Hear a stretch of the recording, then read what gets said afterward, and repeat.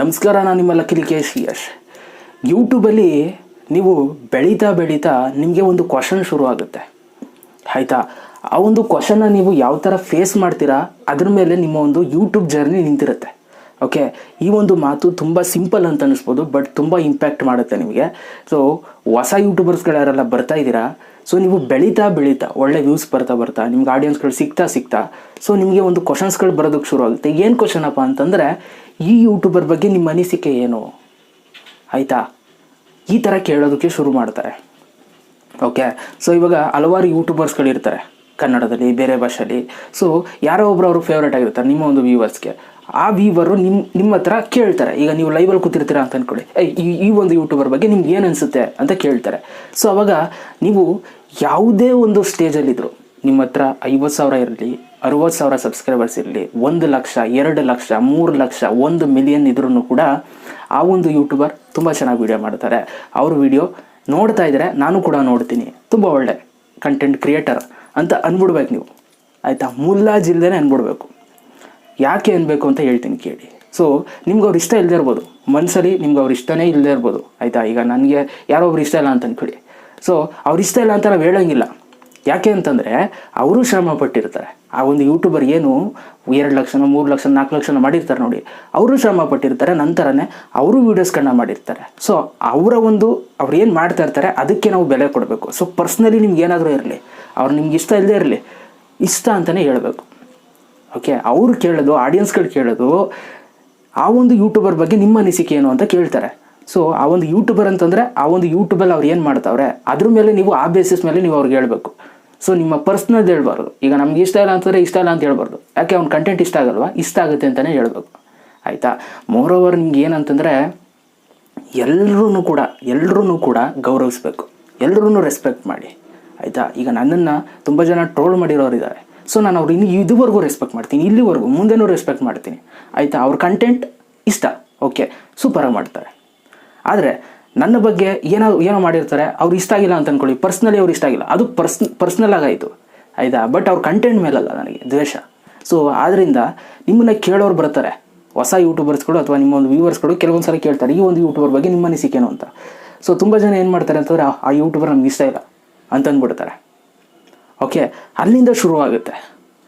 ಯಾವಾಗ ಒಂದು ಯೂಟ್ಯೂಬರ್ ಇಷ್ಟ ಇಲ್ಲ ಅಂತಂತಾರೋ ಆಗ ನಮ್ಮ ಹತ್ರ ಬರ್ತಾರೆ. ಈಗ ನನ್ನನ್ನು ಯಾರು ಇಷ್ಟ ಇಲ್ಲ ಅಂತ ಅಂದ್ಬಿಟ್ರು ಅಂತ ಅನ್ಕೊಳ್ಳಿ, ಒಂದು ದೊಡ್ಡ ಯೂಟ್ಯೂಬರ್ ಯಾರೊಬ್ರು.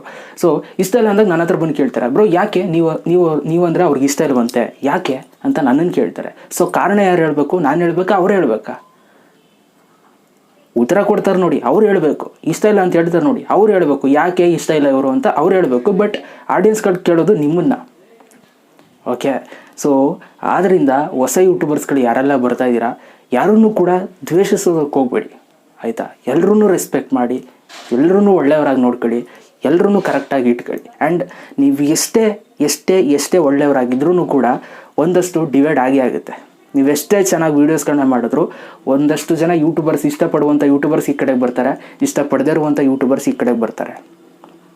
ಓಕೆ, ನೀವು ಎಷ್ಟೇ ಒಳ್ಳೆಯವರಾಗಿ ವೀಡಿಯೋ ಮಾಡಿದ್ರು, ಎಷ್ಟೇ ಒಳ್ಳೆ ಕಂಟೆಂಟ್ ತಗೊಬಂದು ಇಲ್ಲಿ ಎಸೆದ್ರೂ ಕೂಡ ಸೊ ಡಿವೈಡ್ ಆಗೋದಂತೂ ಪಕ್ಕ. ಇಷ್ಟಪಡದವರು ಇಷ್ಟಪಡೋರು. ಓಕೆ, ಸೊ ಅವರವರ ವೃತ್ತಿಲಿ ಅವರವರು ಪಂಟರಾಗಿರ್ತಾರೆ. ಸೊ ನಮ್ಮ ವೃತ್ತಿಲಿ ನಾವು ಪಂಟರಾಗಿರ್ತೀವಿ. ಸೊ ಆದ್ದರಿಂದ ಈ ಇಷ್ಟಪಡದವ್ರ ಬಗ್ಗೆ ನೀವು ತಲೆ ಕೆಡಿಸ್ಕೋಬೇಡಿ. ಈಗ ಯಾರೋ ಒಂದು ದೊಡ್ಡ ಯೂಟ್ಯೂಬರ್ ನಿಮ್ಮನ್ನು ಇಷ್ಟ ಇಲ್ಲ ಅಂತ ಅಂದ್ಬಿಟ್ರು ಅಂತಾರೆ, ತಲೆನೇ ಕೆಡಿಸ್ಕೋಬೇಡಿ. ಓಕೆ, ಸೊ ನಿಮ್ಮನ್ನು ಯಾರಾದರೂ ಕೇಳಿದ್ರೆ, ಆ ಒಂದು ಯೂಟ್ಯೂಬರ್ ಕೇಳಿದ್ರೆ, ಸೊ ಅವ್ರಂದ್ರೆ ಏನು ಅನ್ಸುತ್ತೆ ಅಂತಂದರೆ ನೀವು ಇಷ್ಟ ಅಂತಲೇ, ಯಾಕೆಂತಾರೆ ಅವ್ರ ಕಂಟೆಂಟ್ ಮೇಲೆ ನೋಡ್ಬಿಟ್ಟು ನೀವು ಇಷ್ಟ ಅನ್ಬೇಕು. ಓಕೆ, ಆ್ಯಂಡ್ ಅವ್ರು ಇಷ್ಟ ಇಲ್ಲ ಅಂದ ತಕ್ಷಣ ನೀವೇನು ಬಿದ್ದೋಗಲ್ಲ ಕೆಳಗೆ.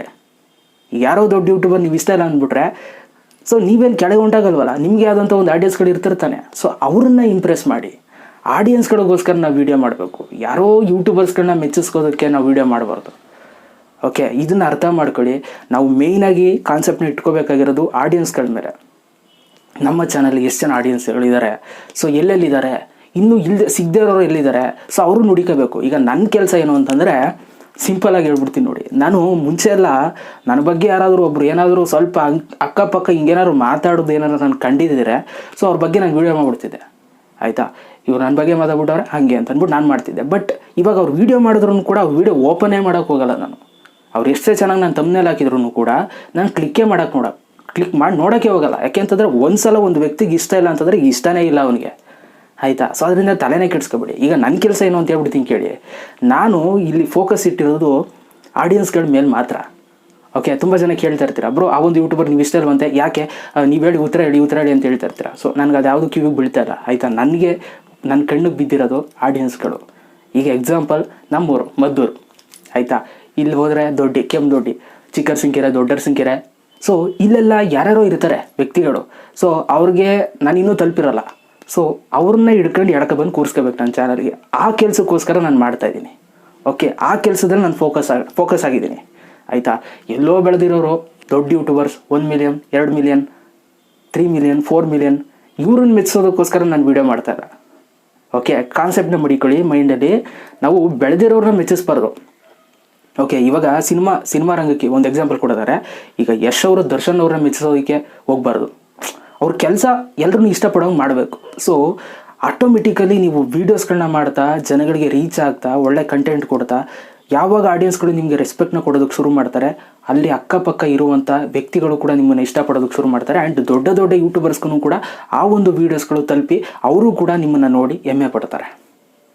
ಓಕೆ, ಸೊ ನೀವು ಡೈರೆಕ್ಟಾಗಿ ಆ ಒಂದು ಯೂಟ್ಯೂಬರ್ನ ಮೆಚ್ಚಿಸ್ಬೇಕು ಅಂತ ವೀಡಿಯೋ ಮಾಡಬೇಡಿ. ಓಕೆ, ನೀವು ಫಸ್ಟ್ ಆಡಿಯನ್ಸ್ನ ಮೆಚ್ಚಿಸಿ. ಅದಾದಮೇಲೆ ಆಟೋಮೆಟಿಕಲಿ ಅವ್ರು ಮೆಚ್ತಾರೆ ನಿಮ್ಮನ್ನು. ಯಾಕೆ ಅಂತಂದರೆ ನಿಮ್ಮನ್ನು ಫಸ್ಟೇ ಆಡಿಯನ್ಸ್ ಮೆಚ್ಚಿದ್ದಾರೆ ಅಂತಂದರೆ ಸೊ ಅವ್ರು ಮೆಚ್ಚಲೇಬೇಕು ನಿಮ್ಮನ್ನು. ಈಗ ನಾನು ಯಾರು ಇಷ್ಟಪಡೋರೇ ಇಲ್ಲ ಅಂತ ಅನ್ಕೊಳ್ಳಿ, ನಾನು ವೀಡಿಯೋ ಮಾಡಿದ್ರೆ ಒಬ್ಬರು ನೋಡಲ್ಲ ಅಂತ ಅನ್ಕೊಳ್ಳಿ.